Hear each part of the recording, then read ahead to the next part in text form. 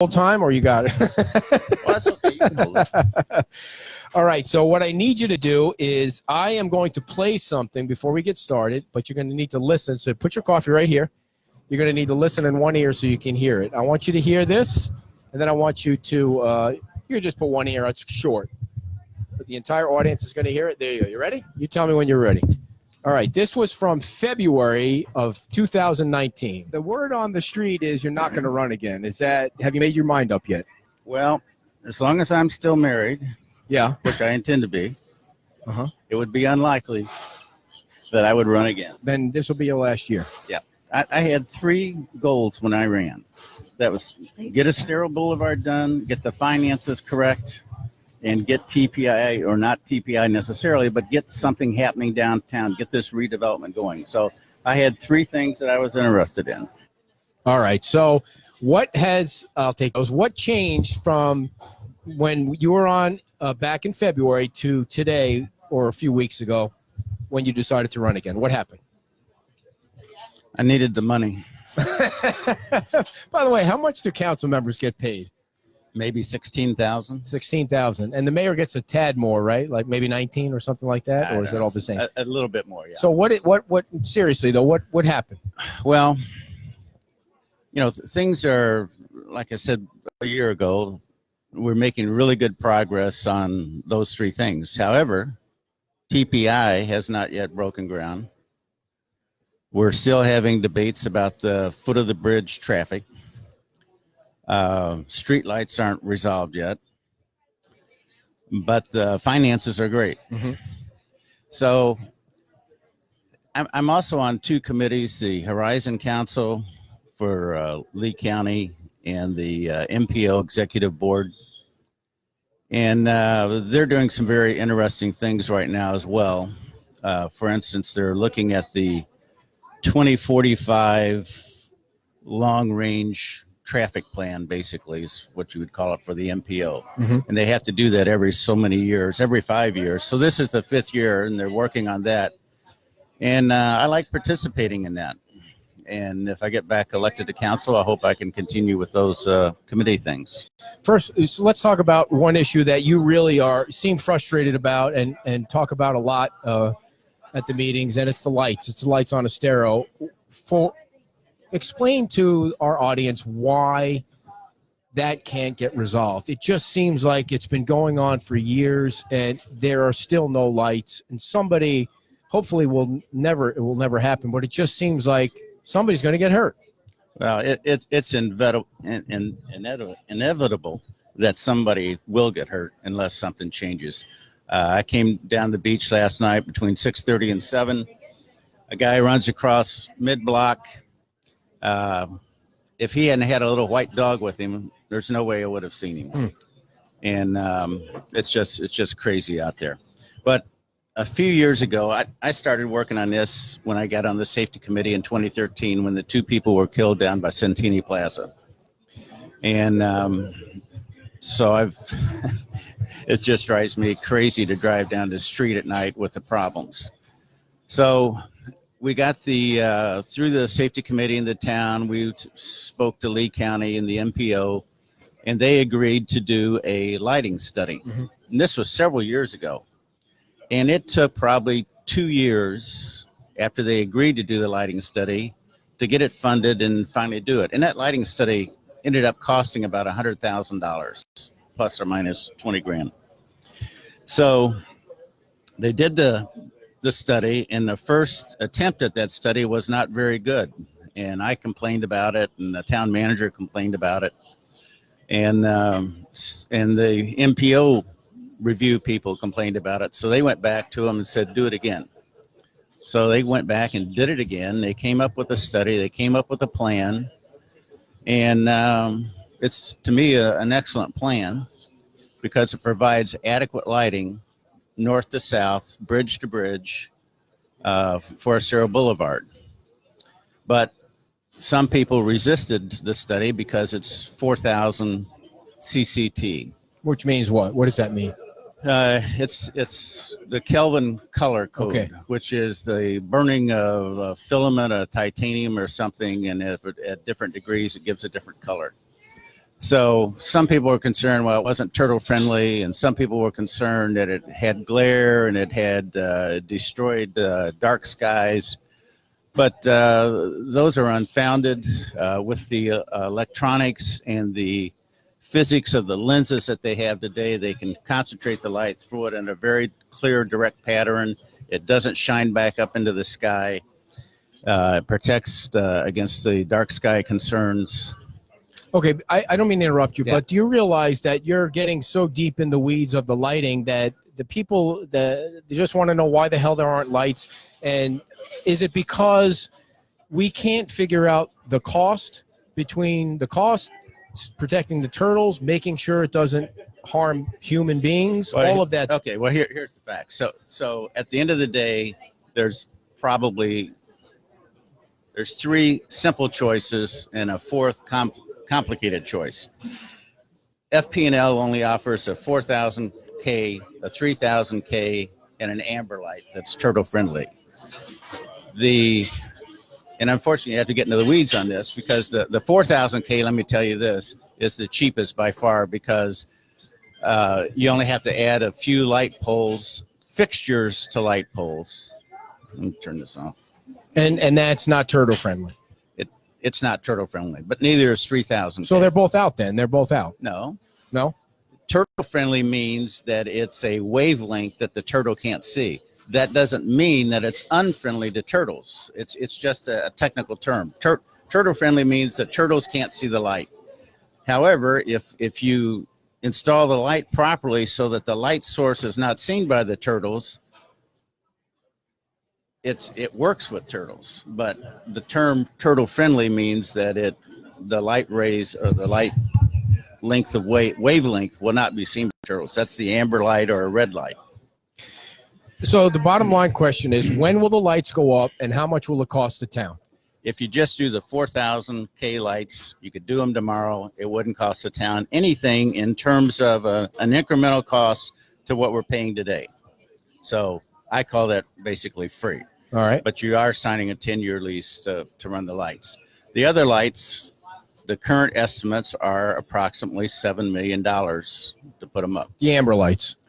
Amber or 3,000K, as the 3,000K exists and is provided today by FPL. And it seemed like the council this week was almost saying, let's wait until new technology is developed. Well, yeah, I mean, super ideal solution would be to have lights that could switch between amber or in 4,000K or 3,000K. But when you do that, you're going to have to add a lot more light fixtures, hundreds and hundreds more light fixtures, because the amber light does not cover enough area. So you have to add many, many more fixtures. Okay, it's February 2020. When will the lights be up? I have no idea. Okay. It takes three people on the council to make an agreement. And right now we don't have three people agreeing to anything. All right. The sheriff's department, you brought the sheriff's department up at one of the meetings this week, at two meetings this week. It seems like you're still frustrated with the sheriffs congregating at 7-Eleven. No, I'm not frustrated with it. I just wish they would do more than congregate there. What do you want them to do? What are they I want not them doing? to stop bicyclists that don't have lights when it's evening. I want them to stop people that have electric bikes on the street and give them a ticket. On the sidewalk. And I'd like for them to direct pedestrian traffic there in that super congested area. I just got an email this morning that I saw that came from a guy that was one of the longtime complainers about San Carlos Boulevard, and I call it North Estero, that intersection that's heavily pedestrian cross, that T intersection. And he was praising the fact that the sheriff was there during a peak time, and they were actually able to stop the pedestrians when they needed to, let the traffic flow. He said it was amazing. He said the difference was incredible. And we hope to be able to do that with the street light there. So it can be effective directing the traffic. So you either need to physically direct the traffic with some bodies, and I mean, in this case, pedestrian traffic up by the Lani Kai to Crescent Street, or you have some sort of herding device to get people to walk to the sidewalks, the crosswalks, and get across the street. So we're not constantly interrupting the flow of traffic. Do you think there's some kind of miscommunication between the town and the sheriff's department? It seems like they're letting one or two people walk across the light and stopping traffic, and maybe they're congregating at 7-Eleven and should be doing more. Are they just taking money out of the pocket of the town and not really doing exactly what you want them to do? Well, I mean, we had a very frank conversation with the sheriff the other day, and it appears that he's got the message and he understands the wants of the town. When I came through last night at 6:30 through the Times Square area, the sheriff was out there directing traffic. Unfortunately, there wasn't any traffic last night. I guess it was the cold weather or something. Sure. Or maybe he was just doing an outstanding job. But either direction, it was flowing. So, they can do a good job. But it's not just the light. It's that area down by Lonnie Kai and Crescent Street that's a problem, too. And eventually there's going to be three lights. The light we have now, one by Crescent, and you even mentioned the one that's coming up by Old San Carlos, correct? Yes. When will all three lights be in? Do you know when? I know one's coming up this year, later in the year. Yeah, the Old San Carlos light, I don't know, 6 to 9 months. It just takes time to go through the bureaucracy of applying for things. The foot of the bridge one in Crescent Street, I'm guessing that's going to be a couple of years yet. So I don't want to get stuck on the traffic thing, but it almost sounds like Lee County does stuff on the beach without telling the town. For example, either the trolley or the tram was stopping over by the lighthouse, and then you guys said, hey, why is the trolley, whatever it was, the tram or the trolley, stopping on the other side, and it stops traffic and backs traffic up. And I asked the county right when you guys were having your meeting, and they said, well, on the other side by the lighthouse, they were getting 31 people to get on. Now, when they they move it to where it stops traffic, they get 49 people. So they're getting more use out of their public transportation. It almost sounded like you guys had no idea they were doing that. That's right. We don't have any idea. I mean, Lee County is responsible for the Lee County, and they don't have to ask the town permission to do things where they're in charge of doing it. Second question about that. Do you see the construction in the parking lot here? I just saw that. Did you know that that's going to go on until April during the busiest season on the beach here? It's No. Lee County redoing the dune walkover during the busiest 3 months of the season. How does that make any sense? Yeah, that was sort of a surprise when I saw that. But they need the walkover. But during season. Well. So what is your opinion on, we're talking about traffic being backed up and it being busy and all this stuff, and yet you're trying to rebrand the town. What is your philosophy on the $60,000 being spent on the rebranding company and what the goal is with all that? I'm for rebranding, not rebranding, establishing a brand, because we really don't have a brand. I can remember years ago I called the mayor when I was on one of the committees and said, well, tell me what we're standing for. What's the image that you'd like to portray for the town? And I said, I can't find it anywhere. And he said, well, we don't have any. And I said, well, don't you think you ought to have one? So did you like the presentation this week? I did like the presentation. I didn't. There's parts of it that I thought could have been improved upon, and I voiced those. And but I think that overall they did a really good job. Not a big fan of the sea turtle, though. Sea turtle? The seahorse. Seahorse? Seahorse. I'm all stuck on the turtle, seahorse. Yeah, they were very heavy on the seahorse. I've never seen a seahorse here, and that doesn't mean that there aren't any. But I don't really buy that as the emblem for the town. And so where does that go? When you have a brand, are you going to market it? Are you going to buy ads for it? Or what's the goal, the end goal with rebranding the town? Well, it would become the town logo on our letterheads and things, and on our town signs, and maybe when you have benches and things, you have that emblem on it to remind people of it. Commercial people might pick up on it and use it. I don't think we're going to be paying to promote it. I mean, this is not really a commercial thing. The idea is is when you get a strategy developed, you want to get everyone working and thinking about that strategy, getting everyone moving in the same direction. Mm-hmm. And to me, that brand helps pull that strategy together and reminds people what we're trying to do. Just a little thing real quick. You in favor of having the clock here at Times Square or removing the clock?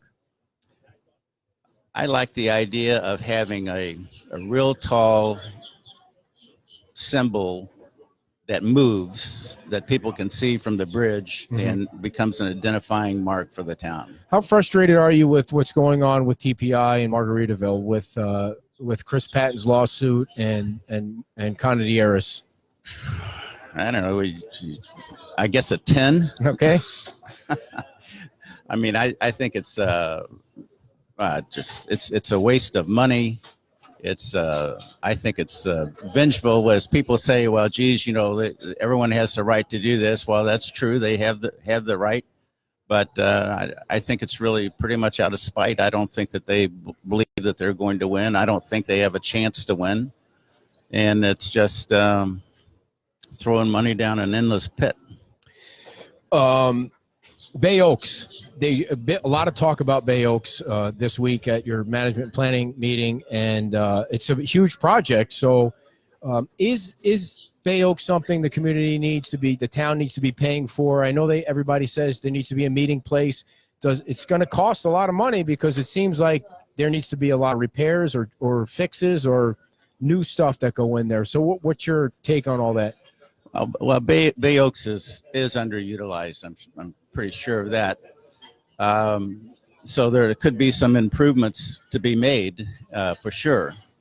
However, I don't see taking on a giant budget of 10, 15, 20 million dollars to do it, and certainly not doing it alone. If it's going to be a significant investment, that the school system and the county have to be equal participants. So where do you see that going? I mean, there's been a lot of time and effort put into creating, it looks like a whole new area out there, the stage or two stages. Yeah, I mean, it was a nice visioning exercise, and really that's always a good idea, in my opinion, to start with a really good vision of what you would like things to be. Like, for example, when they first started Estero Boulevard, I think that would have been nice to have a really good vision of what that was going to do for improving traffic flow. Mm-hmm. But they didn't even put that on the list.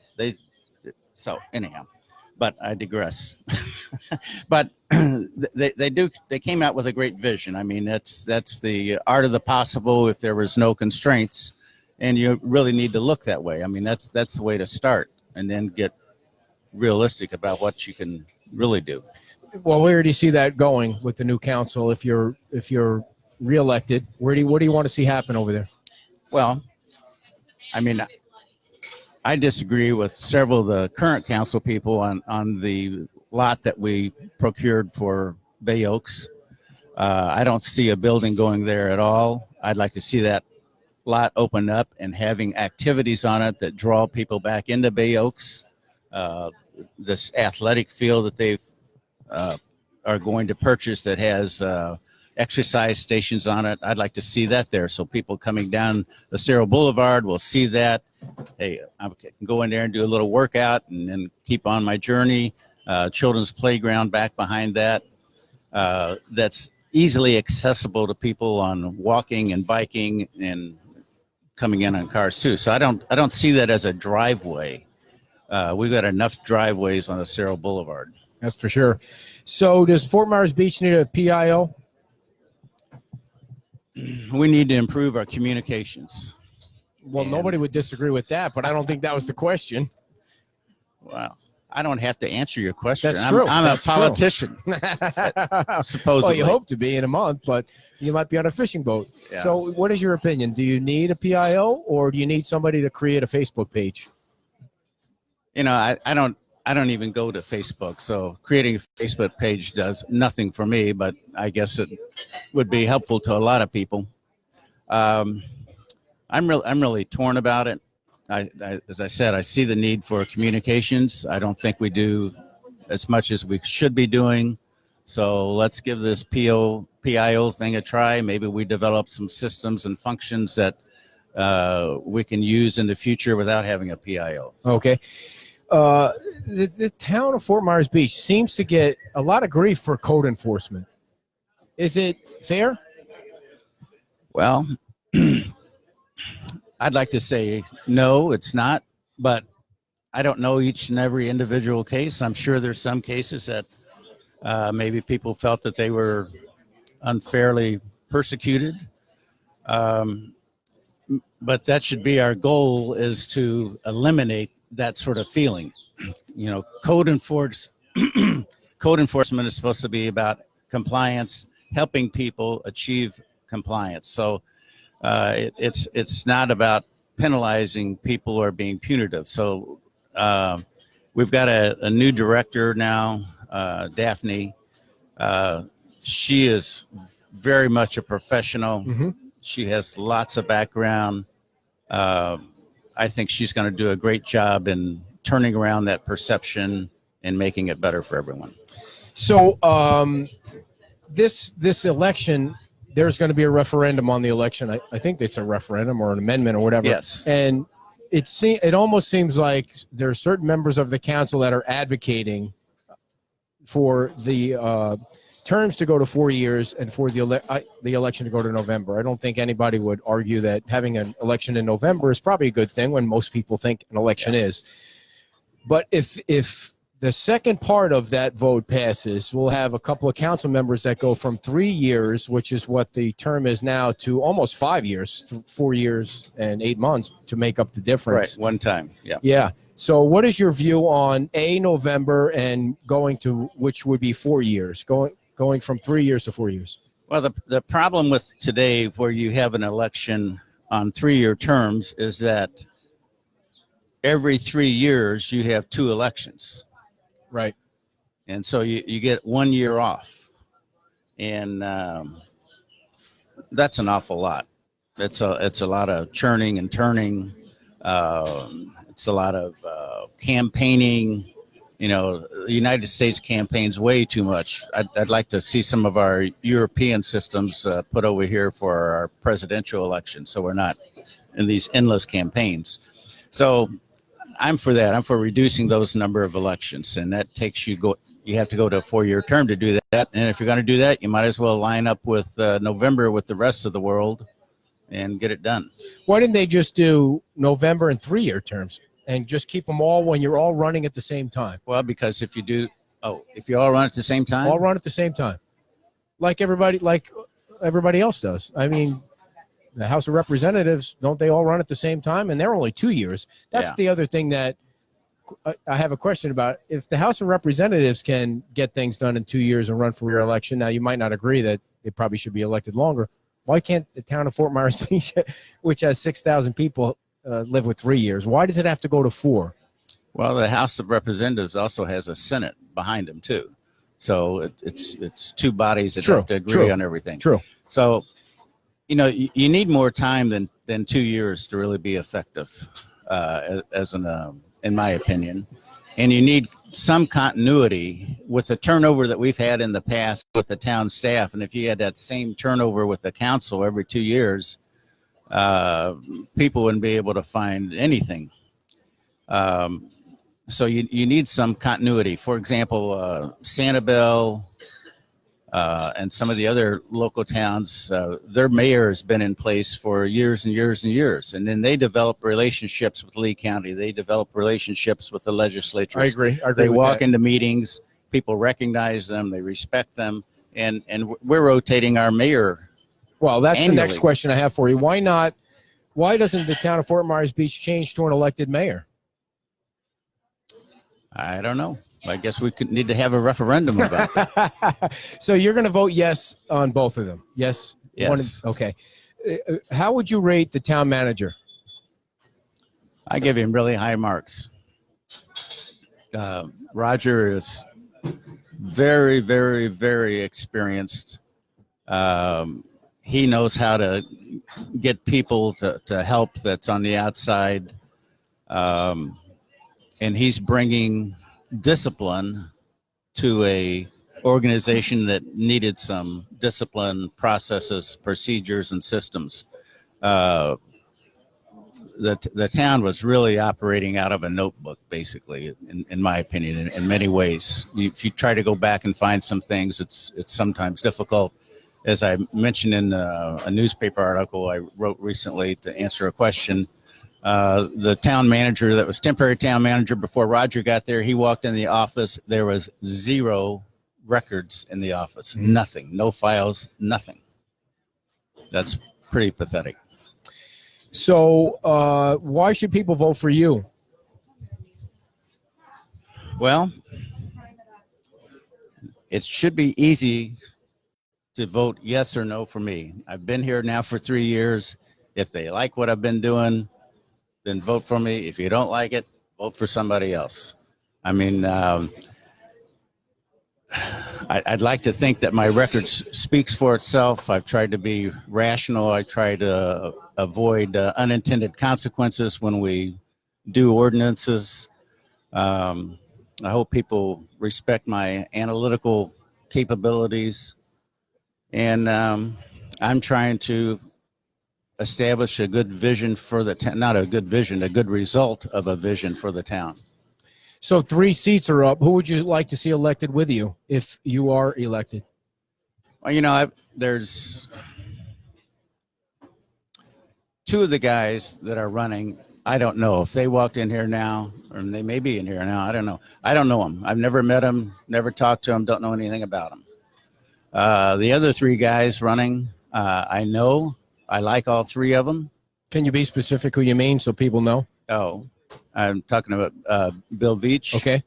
Dan Alders, and Jim Adderholt. So, but I'm not saying anything bad against the 2 guys I don't know. I just don't know them. Biggest accomplishment in your 3 years was what? I guess really Estero Boulevard. It's really obviously the Lee County thing, but I was having some meetings a while back, a couple of years ago, with one of the commissioners, and I was talking about the boulevard, and he says, you know, we're not having really good communications with the town. And I said, well, what are you talking about? So he gave me some examples, and I was really concerned. And I met with Roger, and then as things came up with the council, we got Lee County coming to our meetings on a regular basis and open up the dialogue. And my goal and instructions and hope to Roger was that, you know, I don't ever want to hear Lee County saying we're holding up them one day. Mm-hmm. We should race ahead of them. Mm-hmm. And just, I don't even want to think that they would ever use us as an excuse. And so we have. We're well way ahead of them, and we're not holding them up, and they're communicating with us, and I think things are going pretty good. Who do you think should be the mayor after the election? Well, I guess it depends on who's elected. If I'm not elected, I couldn't be the mayor. Right. Well, you know, at least 2 people that are going to be there. Do they qualify to be the mayor, in your opinion? Should they be?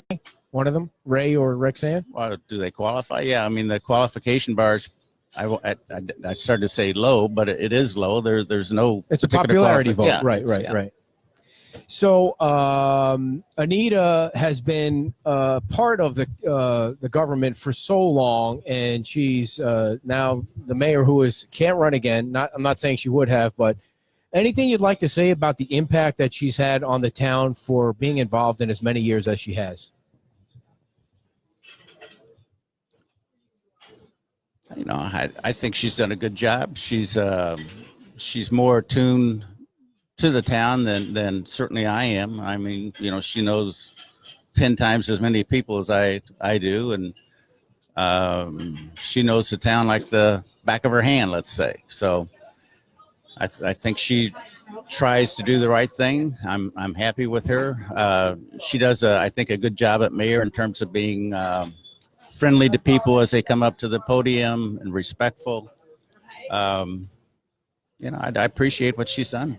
Great. Any final words to the voters?